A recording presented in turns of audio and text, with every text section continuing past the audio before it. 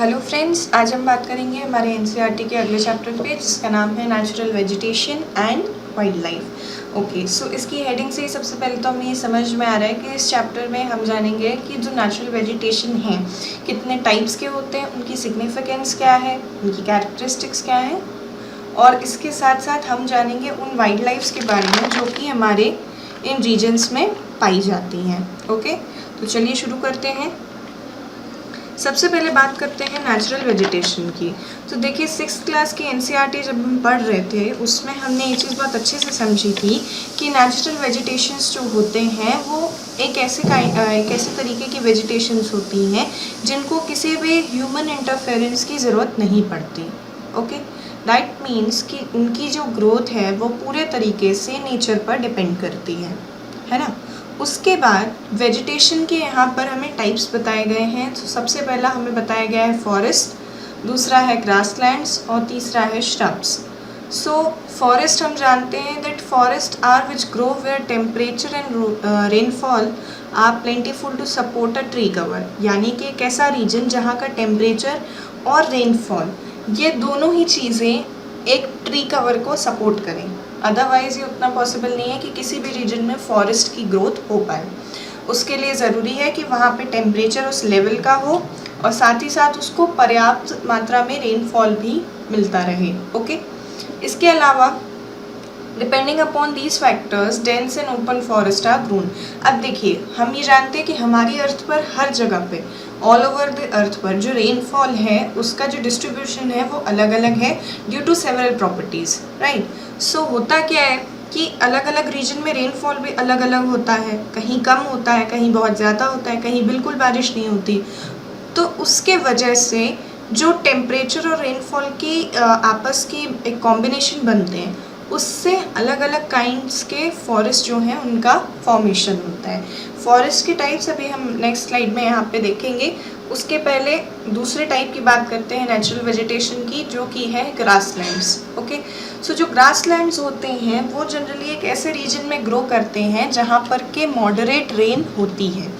Okay, मतलब एक ऐसा रीजन समझिए जहाँ पर ना तो बहुत ज़्यादा बारिश होने वाली है और ना ही बहुत कम। उसके अलावा जो थर्ड रीज़न होता है श्रब्स, जिनसे हम हिंदी में कहते हैं झाड़ियाँ। So thorny shrubs and scrubs grow in the dry region. So ऐसे रीजन्स जहाँ पर बारिश बिल्कुल ही नहीं हो रही है, बिल्कुल ड्राई रीजन है, ड्राई क्लाइमेट है, वहाँ पर हमको श्रब्स देखने को मिलते हैं। ओके, तो मैंने आपसे कहा था फॉरेस्ट के क्योंकि अलग अलग टेम्परेचर और रेनफॉल की कंडीशंस होती हैं उसी के बेसिस पे यहाँ पर अलग अलग टाइप्स दिए गए हैं। ओके, सो इसमें सबसे पहले बात करते हैं, आता है हमारा ट्रॉपिकल एवरग्रीन फॉरेस्ट। ओके, इसको आप याद करने के तरीके से इस तरीके से याद कर सकते हैं कि आपने याद किया ट्रॉपिकल रीजन। ट्रॉपिकल रीजन में दो टाइप के फॉरेस्ट हुए, एक हुआ एवरग्रीन, एक हुआ डेसिडुअस। अब एवरग्रीन नाम से ही समझ में आ रहा है, एवरग्रीन फॉरेस्ट वो फॉरेस्ट होंगे जो हमेशा हरे भरे रहेंगे, है ना, जिनके जो लीव्स होती हैं वो ज़्यादा शेडिंग नहीं होती है और या तो फिर एक किसी पर्टिकुलर साइकिल में होती है जिसके बारे में हम अभी आगे पढ़ेंगे। इसके अलावा सेकेंड टाइप जो होता है वो होता है tropical deciduous forest. Tropical deciduous forest इसको इस तरीके से याद रख सकते हैं कि जहाँ पर बारिश, ट्रॉपिकल रीजन्स जहाँ पर बारिश कम हो रही होगी वहाँ पर इस तरीके के फॉरेस्ट हमको देखने को मिलेंगे। Okay, so these are the two types in the tropical region. After it temperate evergreen forest and temperate deciduous forest. अब ये टेम्परेट रीजन में एवरग्रीन फॉरेस्ट है और टेम्परेट रीजन में ही डेसिडुअस फॉरेस्ट है। उसके बाद Mediterranean vegetation and coniferous forest. So Mediterranean vegetation कहाँ होगा, मेडिटेरेनियन सी के अराउंड जो रीजन होगा वहाँ पर होगा, एंड कोनिफेरस फॉरेस्ट का जो रीजन होगा उसके बारे में हम अभी आगे पढ़ेंगे। सो इसको याद करने के लिए आप इस तरीके से याद कर सकते हैं। फ्रेंड्स, इन फॉरेस्ट के बारे में अगर हम बात करें तो इसके साथ साथ हमें ना सिर्फ इनकी कैरेक्टरिस्टिक्स को ध्यान में रखना है बल्कि इनकी जो कुछ स्पेसिफिक लोकेशंस होती हैं या उनसे रिलेटेड जो वाइल्ड लाइफ्स होती हैं, कभी कभी यूपीएससी उनसे भी क्वेश्चन पूछता है। तो सबसे पहले तो आपको इनकी कैरेक्टरिस्टिक प्रॉपर्टीज़ याद रखना थोड़ा सा ज़रूरी है। फिर जैसे जैसे नेक्स्ट क्लास की एनसीईआरटीज़ में आप पढ़ेंगे आपको पता चलेगा कि इनका सिग्निफिकेंस क्या हो रहा है, कौन से रीजन इनकी जो लोकेशन है वो कैसी हैं और इनमें जो प्रेजेंट वाइल्ड लाइफ है उनका डिस्ट्रीब्यूशन कैसा है। ओके, सो चलिए शुरू करते हैं। सबसे पहले बात करते हैं ट्रॉपिकल एवरग्रीन फॉरेस्ट की। अब देखिए इसकी हेडिंग से आप समझ सकते हैं, मैंने आपसे कहा ट्रॉपिकल रीजन में ये पाए जाएंगे, और दूसरा एवरग्रीन रहेंगे यानी कि जो लीफ शेडिंग है वो बहुत कम होती होगी। कैसे होती होगी उसको देखते हैं। ट्रॉपिकल एवरग्रीन फॉरेस्ट का एक और नाम होता है ट्रॉपिकल रेन फॉरेस्ट। ओके, ये जो फॉरेस्ट होते हैं ये नियर द इक्वेटर रीजन्स में या ट्रॉपिक्स के पास, यानी कि 23.5 डिग्री नॉर्थ से 23.5 डिग्री साउथ तक का जो रीजन है उसमें ये हमारे पाए जाते हैं। बीच में आप इक्वेटर आ जाता है, तो ये जो पूरा रीजन है ना, ये आपका कहलाता है ट्रॉपिकल एवरग्रीन फॉरेस्ट का रीजन। यानी इतने रीजन में जो भी फॉरेस्ट आपके बन रहे होंगे वो ट्रॉपिकल एवरग्रीन के ही होंगे। ओके, इसके बाद ये जो रीजन्स होते हैं हम जानते हैं कि इन रीजन्स में हीट सरप्लस रीजन होते हैं तो बहुत ज़्यादा हॉटनेस होती है, और उसके साथ साथ यहाँ पे हैवी रेनफॉल भी होता है through out the year, right, ये हम जानते हैं। सो इसके कारण क्या होता है कि एक तो टेम्परेचर भी इनको फेवरेबल मिल गया, रेनफॉल भी काफ़ी हैवी हो गई, तो उसके वजह से जो फॉरेस्ट की ग्रोथ है वो भी बहुत ज़्यादा होती है। और होता ये है कि जब ये फॉरेस्ट ग्रो करते हैं तो इनकी जो कैनोपीज़ होती हैं, ऊपर का जो हिस्सा जिसको हम इस तरीके से कहते हैं, तो कैनोपीज़ होती हैं वो एक दूसरे से कंपटीशन करती हैं। कंपटीशन इन द सेंस इस तरीके से कि अगर मान लीजिए यहाँ पर 2 ट्रीज़ होंगे और इनकी कैनोपीज़ होंगी ऊपर की तरफ, तो ये कोशिश करेंगे कि ये हमेशा ये आपस में कोशिश करते रहेंगे कि पहला वाला दूसरे से ऊपर रहे या दूसरा वाला पहले से ऊपर रहे। सो इस तरीके से इनके कंपटीशन होंगे, और जब ये कंपटीशन होगा तो ये होगा कि जो नीचे का लैंड सरफेस रहता है, ज़मीन रहती है, वहाँ तक ये सनलाइट को पहुँचने ही नहीं देते, क्योंकि पूरा का पूरा जो रीजन है, ऊपर की हाइटेड रीजन है, वहाँ पर ये कैनोपीज उस पूरे सरफेस को कवर कर लेती हैं। ओके, ये इतना क्लोजली सिचुएटेड होते हैं एक दूसरे के, इतना क्लोजली स्पेस्ड होते हैं कि सनलाइट को ये पेनिट्रेट ही नहीं करने देते even in the day time, जैसा कि मैंने आपको बताया। अब इसके अलावा जो बात ध्यान में रखनी है वो ये कि यहाँ पर जो ट्रीज़ हमको देखने को मिलती हैं वो हमेशा हार्डवुड ट्रीज़ होती हैं। हार्डवुड ट्रीज़ यानी कि इनकी जो कटिंग होगी वो काफ़ी टफ होगी। सो लिम्बरिंग इंडस्ट्रीज़ जो होती हैं, जिनको हम कहते हैं कि वुडन इंडस्ट्रीज़ कहते हैं, उसमें यहाँ पर थोड़ा सा प्रॉब्लम आती है, क्योंकि ये बहुत ही हार्डवुड ट्रीज़ हैं, तो इनकी कटिंग जो है वो काफ़ी टफ पड़ती है, डिफ़िकल्ट होती है। और दूसरा सबसे बड़ी दिक्कत क्या होगी, यहाँ पर प्रॉब्लम ये होगी कि क्योंकि ये क्लोजली स्पेस्ड है, इनके बीच में जगह बहुत कम है, तो अगर आप एक हाइटेड ट्री को कट कर भी रहे हैं, आपने एक ट्री को कट किया क्योंकि वो हाइटेड है और दूसरा उसके आसपास बहुत सारे ट्रीज़ हैं, तो उस ट्री को उस रीजन से निकाल पाना भी एक टफ टास्क है। ओके, सो ऑल दो जो यहाँ की लुम्बरिंग इंडस्ट्री या मैं कहूँ वुडन इंडस्ट्री में प्रॉब्लम आती है वो इस तरीके से आती है कि एक तो ये जो ट्रीज़ हैं ये हार्डवुड ट्रीज़ हो जाते हैं, और दूसरा इनका जो स्पेसिंग है वो इतना कम होता है कि इनको एक जगह से दूसरी जगह पे ट्रैवल करवा पाना उतना ईजी नहीं होता, राइट। ओके, इसके जो एग्जांपल्स हैं उसको याद रखेंगे, रोजवुड, एबोनी, महागोनी, इनके बहुत ही कॉमन एग्जांपल्स हैं। Okay, so this was all about the tropical evergreen forest. अब हम बात करते हैं, देखिए इस तरीके से ये दिखाई देते हैं, जैसा कि मैंने आपसे कहा था कि ये इतना क्लोजली सिचुएटेड होते हैं कि नीचे की जो यहाँ की लैंड सरफेस है उस पर किसी भी तरीके से सनलाइट पहुँच पाना पॉसिबल ही नहीं है, राइट। और दूसरा मैंने आपसे क्योंकि कहा कि यहाँ पर क्या हो रहा है, overall through out the year बारिश हो रही है, रेनफॉल हो रहा है, तो उसके कारण कोई पर्टिकुलर ड्राई सीजन यहाँ पर नहीं है ना। और जब ड्राई सीजन नहीं होगा तो कोई भी ट्री के पास ये ऑप्शन नहीं, कोई भी ट्री जो है वो अपने समय के हिसाब से यहाँ पर लीव्स शेड करेगी। यानी कि अगर एक पर्टिकुलर ड्राई सीजन होता तो सारे के सारे ट्रीज जो होते वो अपनी लीव्स शेड कर देते, लेकिन क्योंकि एक पर्टिकुलर ड्राई सीजन नहीं है इसलिए जो ट्रीज होते हैं वो अलग अलग समय पर अपने अनुसार अपने टाइम के अकॉर्डिंग लीव्स को शेड करते हैं। Okay, so this was all about the tropical evergreen forest. अब हम बात करते हैं ट्रॉपिकल डेसिडुअस फॉरेस्ट की। Okay, so tropical deciduous forest are the monsoon forest found in the large part of India, Northern Australia and in Central America। ठीक है, अब देखिए मैंने आपसे कहा ट्रॉपिकल डेसिडुअस फॉरेस्ट। सो आपको ये बात ध्यान रखनी है कि हमारे जो ट्रॉपिकल रीजन है स्पेशली जो इंडिया है या नदर्न ऑस्ट्रेलिया, इन सारे रीजन्स की हम बात कर रहे हैं। इंडिया में स्पेसिफिकली हम जानते हैं हमारे यहाँ मॉनसूनल क्लाइमेट जिसको हम बोलते हैं वो बहुत ज़्यादा देखने को मिलता है। ये हम जानते हैं 6th की NCERT में हमने पढ़ा है कि हमारा जो क्लाइमेट है वो मॉनसूनल टाइप क्लाइमेट है, राइट। सो मॉनसून जो होता है वो साल में एक बार आता है, 4 महीने की अच्छी बारिश होती है, राइट। इसी पे इंडिया का एग्रीकल्चर वगैरह डिपेंड करता है। ये सारी बातें हम 6th में पढ़ चुके हैं। अब यहाँ पर बात ये हो रही है कि जो मॉनसून आता है उसकी वजह से फॉरेस्ट में क्या इफेक्ट देखने को मिलता है उसके बारे में यहाँ पे बात की गई है।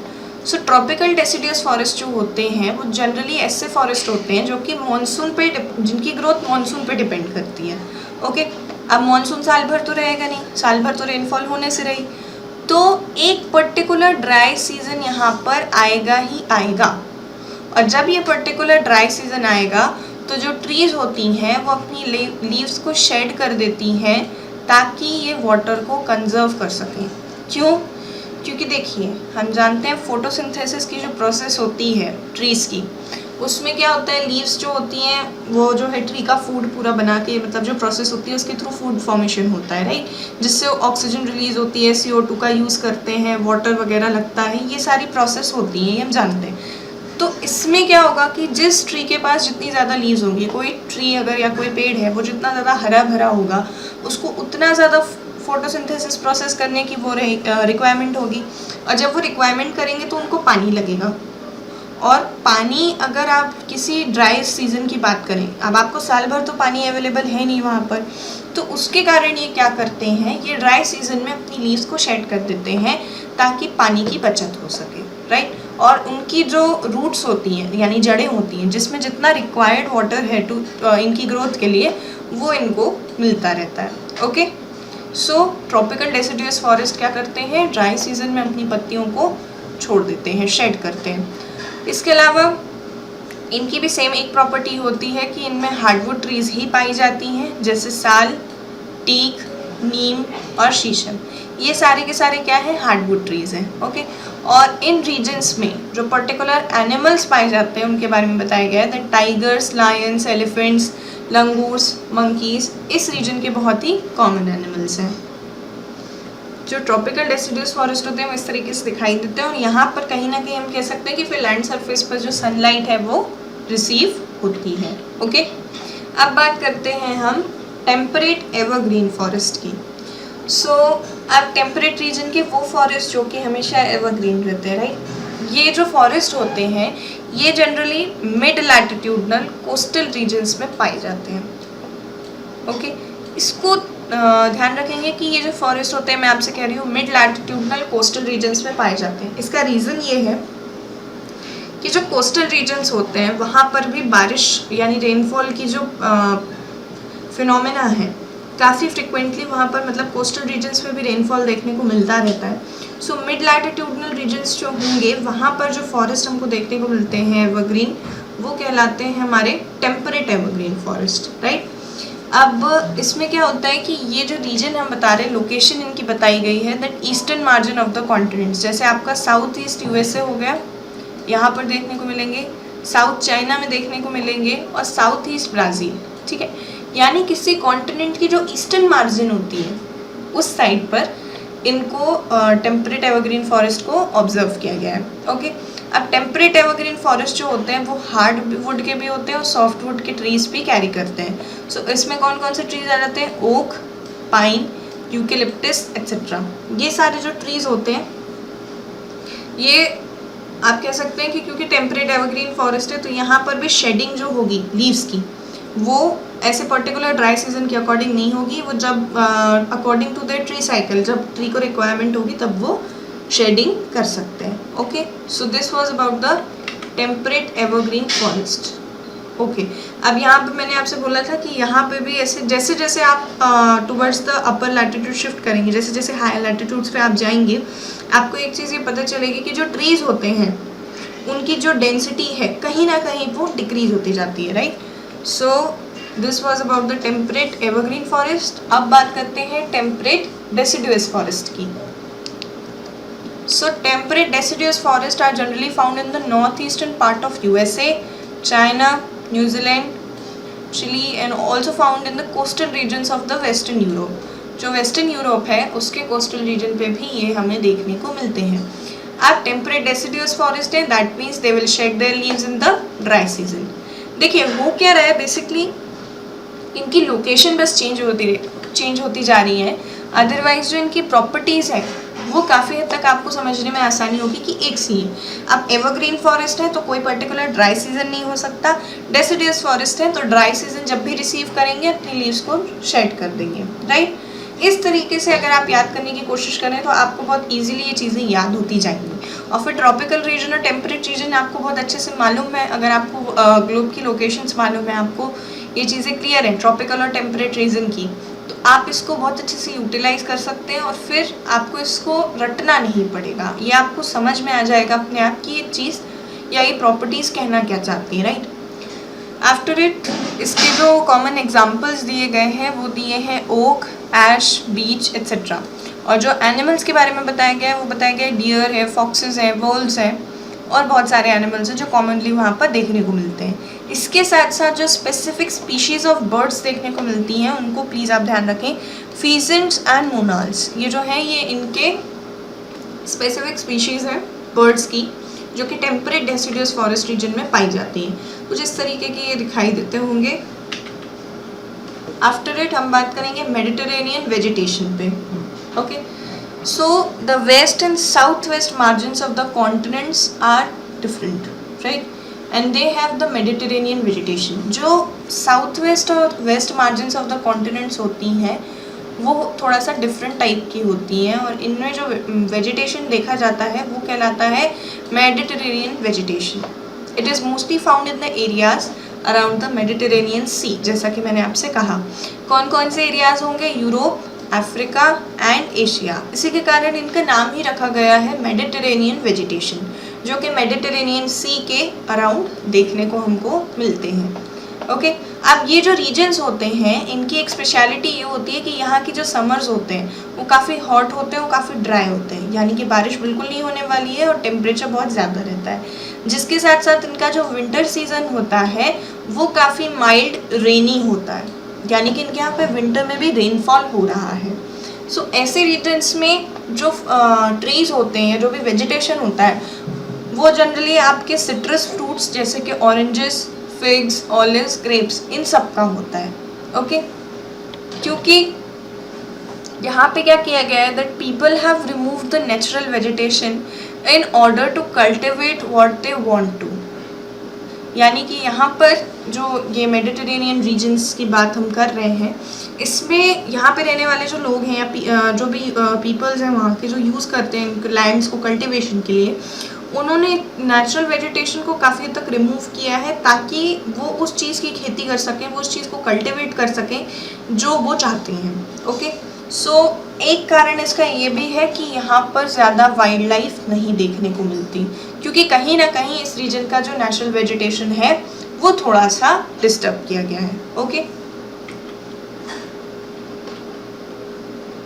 इसके बाद बात करते हैं कोनीफेरस फॉरेस्ट की। सो इन द हायर लैटिट्यूड्स यानी कि 50 डिग्री से 70 डिग्री तक के जो लैटिट्यूड्स होते हैं स्पेसिफिकली नदर्न हेमिस्फीयर के, वहाँ पर कोनीफेरस फॉरेस्ट देखने को मिलते हैं। और एक वर्ड जो यहाँ पर आया है इसको बिल्कुल ध्यान रखेंगे कि इस टाइप के वेजिटेशन को एक और नाम दिया गया है जो कि कहलाता है टाइगा। इस वर्ड को बिल्कुल ध्यान रखेंगे आप, क्योंकि आगे चल करके जब हम क्लाइमेटिक रीजन्स पढ़ते हैं नेक्स्ट क्लासेस की एनसीईआरटीज़ में, तो उसमें ये बहुत इंपॉर्टेंट रीजन्स में से एक आता है टाइगा। ओके, सो इसके बारे में हम नेक्स्ट क्लासेस में बात करेंगे। उसके पहले अभी हम देख रहे हैं coniferous forest. So in the higher latitudes 50 degree to 70 degree of northern hemisphere पे इस तरीके के फॉरेस्ट हमको देखने को मिलते हैं, right. These are the trees which found in the Himalayas in abundance. Okay, ये जो ट्रीज होते हैं उस तरीके के ट्रीज होते हैं जो हिमालयाज में हमारे यहाँ पे एबंडेंस में देखने को मिलते हैं, यानी कि कहीं ना कहीं जो क्लाइमेट है वो काफ़ी कोल्ड है। Okay, and they are tall softwood evergreen trees. The woods of these trees are very useful for making pulp. Which is use for manufacturing paper and news print. यानी कि यहाँ पर इस रीजन के जो ट्रीज आपको देखने को मिल रहे हैं वो काफ़ी लंबे होंगे, सॉफ्टवुड होंगे, और सॉफ्टवुड होने की वजह से क्या होगा, इनका यूज़ किया जाएगा पेपर बनाने में या न्यूज़ प्रिंट करने में, right. So paper and news printing के लिए जो है इनके ट्रीज यहाँ पे यूज़ करे जा सकते हैं। इसके साथ साथ silver fox, mink, polar bear are the common animals found here. अच्छा, अब ये बात आई यहाँ पे एनिमल्स की, तो इसमें ध्यान देंगे आप, पोलार बेयर आया, मिंक आई, सिल्वर फॉक्स की बात की गई। सो ये जो रीजन होता है, इस रीजन के जो एनिमल्स होते हैं, इनकी जो स्किन होती है, या आप कह लीजिए इनकी जो बॉडी शेप होता है, वो उसकी जो आउटर लेयर होती है वो इस तरीके से फर लेयर्ड होते हैं कि अपने आसपास का जो कोल्ड क्लाइमेट है उसके साथ ये कोऑपरेट कर सकें, उसके साथ ही विदाउट एनी प्रॉब्लम सर्वाइव कर सकें। Okay, so this was the about coniferous forest. देखिए, ये आपके नॉर्मल कोनीफेरस फॉरेस्ट हो जाते हैं और ये आपके स्नो कोनीफेरस फॉरेस्ट होते हैं, जो कि जनरली पोलर रीजन्स में आपको देखने को मिलते हैं, right. So this was about the forest. अब बात करते हैं हम ग्रासलैंड्स की। ग्रासलैंड्स में सबसे पहले बात करते हैं ट्रॉपिकल ग्रासलैंड्स की। These occur on either side of the equator and extend till the tropics. जैसा कि हम जानते हैं कि इक्वेटर के दोनों तरफ 23.5 डिग्री तक का जो लैटिट्यूड है उसमें इनका एक्सटेंशन होगा।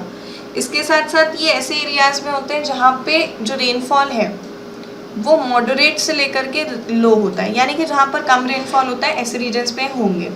इनकी जो हाइट है वो अप्रॉक्सीमेटली 3 to 4 मीटर्स हो सकती है। ये ऐसी ग्रासेस होती हैं जो 3 से 4 मीटर तक की हाइट रखती हैं। Savanna grasslands of Africa are of this type. And इसमें जो हमको एलिफेंट्स जो एनिमल्स देखने को मिलते हैं उनमें से आते हैं elephants, zebras, giraffes, deer, leopards. बहुत ही कॉमन होते हैं ट्रॉपिकल ग्रासलैंड की वाइल्ड लाइफ के हिसाब से। ओके, सो मतलब ये समझ में आता है कि जो ट्रॉपिकल ग्रासलैंड अगर हम बात कर रहे हैं तो इक्वेटर के दोनों side extend till the tropics इनकी डिस्ट्रीब्यूशन होंगे। इसके साथ साथ ये ऐसे रीजन्स में होंगे जहाँ पर रेनफॉल थोड़ा कम होता हो या मॉडरेट होता हो। इनकी जो हाइट्स होंगी वो बहुत ज़्यादा हो सकती हैं, अप्रॉक्सीमेटली 3 से 4 मीटर की। और एक एग्जांपल यहाँ पे हमें लोकेशन वाइज दिया गया है सवाना ग्रासलैंड्स, और जो एनिमल्स बताए गए हैं उनमें elephant, zebra, giraffe, leopard and deer are very common examples, right. So tropical grasslands के बाद अब बात करते हैं हम टेम्परेट ग्रासलैंड की। टेम्परेट ग्रासलैंड्स जो होते हैं वो मिड लैटिट्यूडनल जोन्स में पाए जाते हैं, जो कि हमारा टेम्परेट जोन कहलाता है। उसमें पाए जाने वाले ग्रासलैंड्स को हम कहते हैं temperate grasslands. In the interior path of the continents, जो होते हैं हमेशा जो कॉन्टिनेंट्स का इंटीरियर पाथ होगा वहाँ पर पाए जाएंगे। Usually grass here is short and nutritious. यहाँ की जो ग्रासेस होती हैं वो शॉर्ट हाइटेड होती हैं लेकिन न्यूट्रिशियस होती हैं। And wild buffaloes, bisons, antelopes are the common in the temperate region. ये जो एनिमल्स आपको देखने को मिलते हैं, वाइल्ड बफेलोज हो गई, बाइसन्स हो गए और एंटीलोप्स हो गए, वो बहुत ही कॉमन होते हैं टेम्परेट रीजन में देखने के लिए। ओके, इसके बाद जो हमारा थर्ड टाइप था that was the thorny bushes. ये जो होते हैं कि उन रीजन्स में देखने को मिलते हैं जहाँ पर ड्राई डेजर्ट्स होते हैं। Okay, tropical deserts are located on the western margins of the continents. यानी कि हमारे जो कॉन्टिनेंट्स हैं उनके वेस्टर्न मार्जिन्स पर ट्रॉपिकल डेजर्ट यानी ट्रॉपिकल रीजन में पाए जाने वाले जो डेजर्ट्स होते हैं वो किसी भी कॉन्टिनेंट की वेस्टर्न मार्जिन पर ही लोकेट किए जाते हैं। And the vegetation cover is scarce here because of the scanty rain and scorching heat. अब होता क्या है, देखिए डेजर्ट रीजन के बारे में जब हम बात करते हैं तो हम जानते हैं रेनफॉल बिल्कुल नहीं होना है, वाटर अवेलेबिलिटी बिल्कुल ज़ीरो हो जानी, उतना ज़्यादा नहीं होगी, ज़ीरो तो नहीं बट कम होगी, जिसके कारण यहाँ पर क्या होता है कि जो वेजिटेशन कवर है वो बहुत ही माइन्यूट होता है, अप्रॉक्सीमेटली नेग्लिजिबल होता है। ओके, और उसके कारण यहाँ पर कोई भी वाइल्ड लाइफ भी उतना ज़्यादा देखने को नहीं मिलती है, सिवाय आपको कैमल्स मिल जाएंगे, उसके अलावा और भी एक अगर कोई स्पीशीज़ हुई तो वो दिखेंगी, अदरवाइज नहीं होते। सो वेजिटेशन कवर जो है उसके स्कार्सिटी होने का जो रीज़न है वो यही है कि वहाँ पे बारिश भी कम है और जो टेम्परेचर है वो बहुत ज़्यादा है। ओके, सो इस रीजन में आपको थॉर्नी बुशेस देखने को मिलती हैं। अब बात करते हैं हम थोड़ी सी पोलर रीजन के बारे में। पोलर रीजन का जो हमारा क्लाइमेट होता है उसको प्लीज़ याद रखें, टुंड्रा टाइप ऑफ वेजिटेशन या टुंड्रा टाइप ऑफ क्लाइमेट कहा जाता है। जब आप आगे क्लाइमेटिक रीजन्स पढ़ेंगे तो उसमें भी आप देखेंगे कि यहाँ का जो क्लाइमेट है उसका नाम ही टुंड्रा क्लाइमेट रखा गया है। This vegetation is found in the polar areas of Europe, Asia and north America. इस टाइप के जो रीजन्स होते हैं, इस टाइप के जो वेजिटेशन होते हैं वो मिलते हैं आपको यूरोप में, एशिया में, नॉर्थ अमेरिका में। इनके जो हायर लैटिट्यूड्स हैं यानी कि आफ्टर 70 डिग्री के जो ऊपर के लैटिट्यूड्स होंगे वहाँ पर ये आपको देखने को मिल रहे हैं। यहाँ पे भी क्या होता है, जैसे मैंने आपसे कहा था, the animals have thick fur and thick skin to protect themselves from the cold climatic conditions. यहाँ पे जितने भी एनिमल्स होंगे उनकी जो स्किन होगी वो काफ़ी थिक होगी, उनके जो फर होंगे वो काफ़ी थिक होंगे ताकि वो अपने आप को कोल्ड क्लाइमेटिक कंडीशन से प्रोटेक्ट कर सके। उसके अलावा see musk oxen, arctic owls, polar bears, snow foxes जो हैं यहाँ पर पाए जाने वाले बहुत ही कॉमन एनिमल्स होते हैं, राइट। इसके बाद यूपीएससी प्री 2011 ने एक क्वेश्चन पूछा था directly with the properties related to tropical rain forest. The question was if a tropical rain forest is removed it does not regenerate quickly as compared to the tropical deciduous forest. This is because इसके reasons दिए गए थे that the soil of rainforest is deficient in nutrients. Second, propagules of the trees in a rainforest have a poor viability. Third, the rainforest species are slow growing. And D, the exotic species invade the fertility of the soil. So इसमें सबसे पहले तो ये देखिए, rain forest species are slow growing, ये बिल्कुल गलत है, ये ऑप्शन नहीं हो सकता। इसके बाद कोई भी एग्जॉटिक स्पीशी कभी भी किसी लैंड की फर्टिलिटी को या सॉइल की फर्टिलिटी को ऐसे तरीके से इफेक्ट नहीं करती, तो ये रीज़न भी यहाँ पर हम नहीं दे सकते। ओके, आफ्टर इट हमारे पास दो ऑप्शंस बचते हैं। First one is the soil of rain forest is deficient in nutrients and B one is the propagules of the trees in a rain forest have a poor viability. So इसमें से जो right answer है वो है option A, that the soil of the rain forest is deficient in nutrients. इसका reason ये है यहाँ पे कि जो ट्रॉपिकल रेन फॉरेस्ट होते हैं उनकी न्यूट्रिएंट में डेफिशिएंसी इसलिए देखी जाती है क्योंकि यहाँ पे इंटेंस लीचिंग होती है। अब देखिए, हाई टेम्परेचर है, रेन फॉरेस्ट हो रहे हैं, हाई टेम्परेचर में जो रेन फॉरेस्ट होते हैं वो हमेशा सॉइल के ऑर्गेनिक और इनऑर्गेनिक मटेरियल्स का जो डीकम्पोजिशन है उसको ऑकर कराने में, या उसको आप कह सकते हो उसके कारण यहाँ पे डीकम्पोजिशन होता है। ओके, सो इसके वजह से जो सॉइल होती है उसकी जो न्यूट्रिएंट्स होते हैं वो अपने आप कम होने लगते हैं। सो यहाँ पर जो ट्रॉपिकल रेन फॉरेस्ट की स्पीशीज़ है वो अगर एक बार रिमूव कर दी जाए तो इतना क्विकली रीजनरेट नहीं हो पाएंगी। क्यों नहीं हो पाएंगी? क्योंकि कहीं ना कहीं ये जो सॉइल ऑफ रेन फॉरेस्ट है वो डेफिशिएंट इन न्यूट्रिएंट्स है only because of the tropical rain forest itself. Okay, so this was the question. इसी के साथ हमारी एनसीईआरटी का ये चैप्टर भी कंप्लीट होता है। इस चैप्टर में हमने जितने हमारे टाइप्स ऑफ नेचुरल वेजिटेशंस हैं और उनसे रिलेटेड जो रीजन्स हैं, साथ ही साथ उनमें पाए जाने वाले जो वाइल्ड लाइफ है, स्पेसिफिक वाइल्ड लाइफ है, उनके बारे में जानना है। और इसके साथ हमारी एनसीईआरटी का ये चैप्टर भी कंप्लीट होता है।